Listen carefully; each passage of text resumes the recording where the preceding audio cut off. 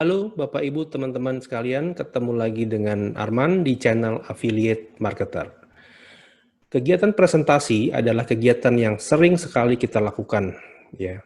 Baik itu apakah Anda seorang sales, apakah Anda marketing, ya pelajar atau mahasiswa, kita seringkali melakukan presentasi. Namun di era new normal seperti saat ini, di mana kita sulit sekali untuk bertemu dengan orang, seringkali presentasi yang kita lakukan harus dilakukan secara online. Nah, bagaimana kita bisa melakukan presentasi online yang menarik? Simak tipsnya di channel ini. Sebelumnya, jangan lupa like dan subscribe ya.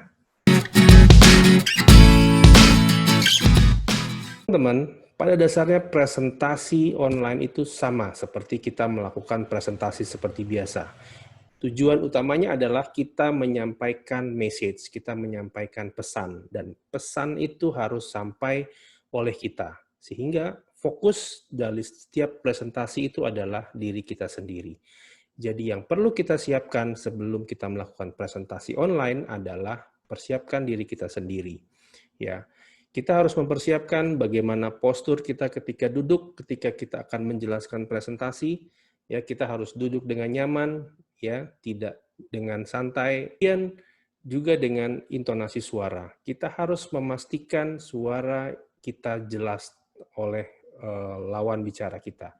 Di mana karena kita tidak bisa melihat reaksi secara langsung, kita harus bisa memastikan bahwa suara kita terdengar dengan jelas. Kemudian juga kita harus memelihara atau memaintain eye contact.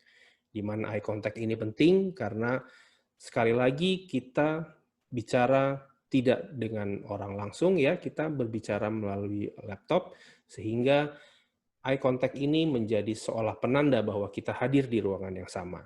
Kita seringkali tergoda untuk melihat layar laptop, padahal seharusnya kita melihat kamera, ya, karena hanya dengan melihat kamera lah berarti kita seolah-olah memaintain eye contact kita dengan audiens kita. Nah, kemudian setelah kita prepare diri kita sendiri, berikutnya yang harus kita perhatikan adalah lingkungan kita, di mana kita akan mengadakan presentasi online tersebut. Kita harus melihat background tempat kita harus bisa memilih tempat yang nyaman, di mana tidak banyak orang yang lewat di belakang, ya.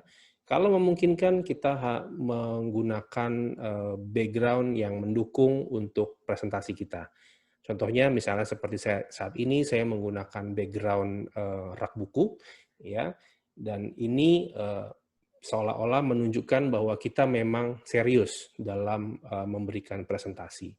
Kemudian kita juga harus memilih tempat di mana gangguan suara itu minimal. Ya, kita tidak mau ketika kita sedang presentasi, kemudian kita terganggu oleh suara misalnya tukang jualan yang lewat, ya, atau gonggongan anjing dan sebagainya.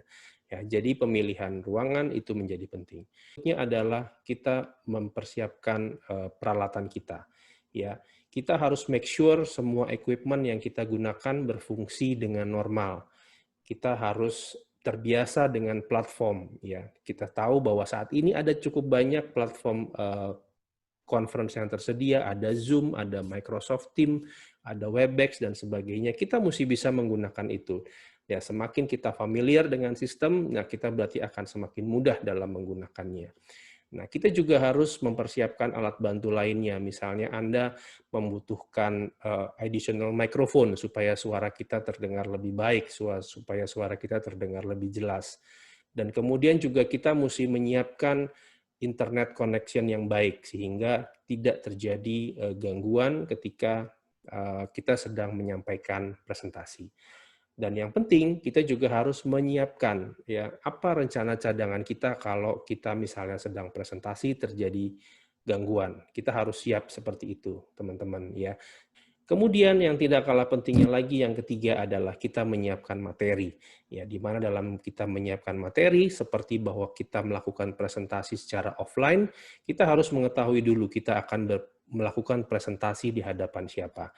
Karena dengan mengetahui audiens yang kita akan present, itu kita bisa membuat materi yang sesuai, kita bisa membuat materi yang menarik, materi yang memberikan keingintahuan mereka, seperti itu. Setelah kita mengetahui audiensnya, baru kita buat materi-materi yang sesuai dengan audiens tersebut. Dan jangan lupa Anda gunakan gambar-gambar yang berkualitas sehingga memancing orang untuk melihat.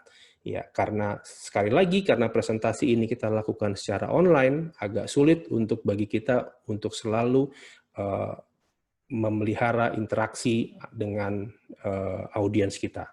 Salah satu caranya adalah kita bisa menyisipkan beberapa kegiatan, misalnya tanya jawab, atau menyisipkan polling, sehingga kita tahu bahwa ketika kita menyampaikan materi, ya orang itu menyimak bahwa apa yang sedang kita sampaikan, seperti itu.